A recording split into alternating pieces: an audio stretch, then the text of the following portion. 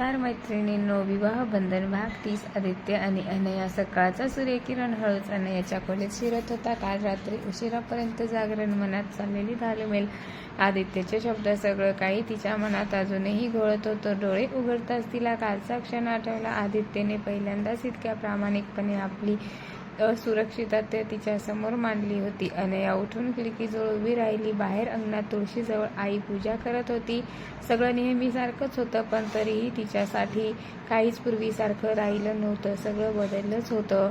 हा विवाह खरंच बंधन आहे की नात्याची सुरुवात, हा प्रश्न तिला सतत छळत होता. दुसरीकडे आदित्यही शांत नव्हता. ऑफिससाठी तयार होता असताना आरशात पाहताना त्याला स्वतःचा चेहरा अनोळखी वाटत होता.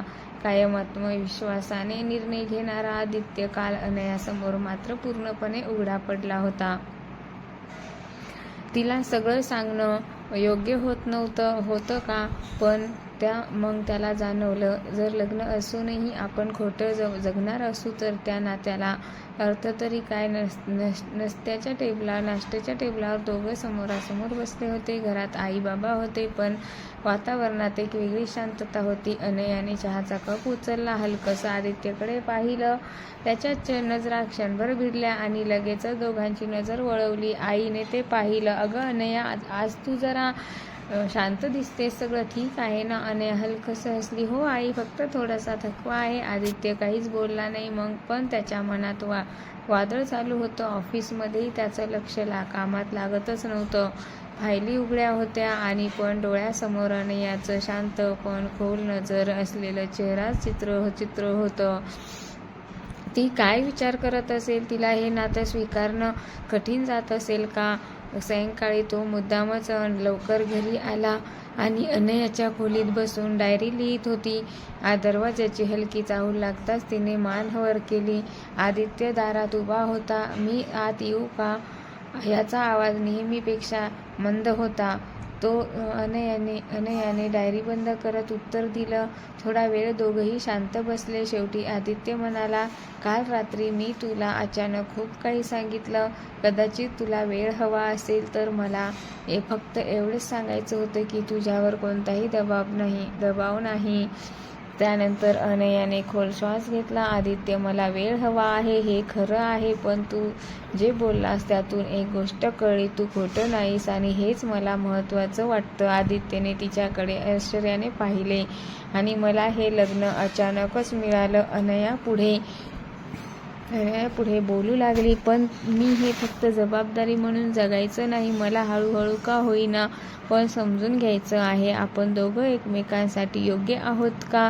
तो क्षण आदित्यसाठी खूप मोठा होता का? मलाही हेच हवं आहे, तो म्हणाला. बंधन म्हणून नाही, सोबती म्हणून. त्या रात्री पहिल्यांदाच डोकं मोकळेपणाने बोलले. बालपण, स्वप्न, भीती, अपयश, कुठलीही भूमिका न घेता फक्त आदित्य आणि अनया म्हणून दिवस सरत गेले. नात्यात अजूनही औपचारिकता होती, पण त्यात एक हलकी ऊब येऊ लागली होती. एके दिवशी अनयाची तब्येत अचानक बिघडली. तापामुळे ती पूर्णपणे अशक्त झाली होती. आई बाबा बाहेर गेले होते. आदित्य घाबरला. डॉक्टरांना फोन करतो, तो म्हणाला. तो तिच्यासाठी औषध, गरम पाणी, सूप सगळं घेऊन आला. रात्री तिच्या जवळ बसून तिच्या कपाळावर थंड पाण्याची पट्टी ठेवत होता. अर्धवट झोपेतच अनया पुटपुटली, आदित्य तू आहेस ना? तो क्षणभर थबकला. हो अनया, मी आहे.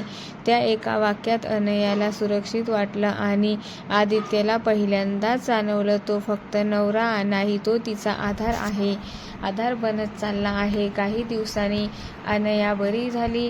तू इतकं सगळं केलंस, थँक्यू, ती म्हणाली. हे धन्यवादाचं नाही, आदित्य शांतपणे म्हणाला. हे आपलं आहे. त्या शब्दामध्ये एक हक्क नव्हता, जबरदस्ती नव्हती, फक्त आपलेपणा होता. त्या रात्री अनयाने स्वतःशीच कबूल केलं की हा विवाह कदाचित बंधन म्हणून सुरू झाला असेल, पण तो नात्यात बदलतोय. आदित्यही खिडकीत उभा राहून विचार करत होता. प्रेम म्हणजे पटकन होणारी गोष्ट नाही. प्रेम व्हायला टाईम लागतो. कधी ते समजून घेण्यातूनही जन्म घेतं आणि हळूहळू त्या दोघा अनोळखी माणसामध्ये विश्वासाचं एक नाजूक पण मजबूत नातं आकार घेऊ लागलं होतं. भाग कंटिन्यू 31 नक्कीच बघा. असेच नवनवीन व्हिडिओ पाहण्यासाठी बेल आयकॉनला क्लिक करा, लाईक अँड शेअर करा. धन्यवाद.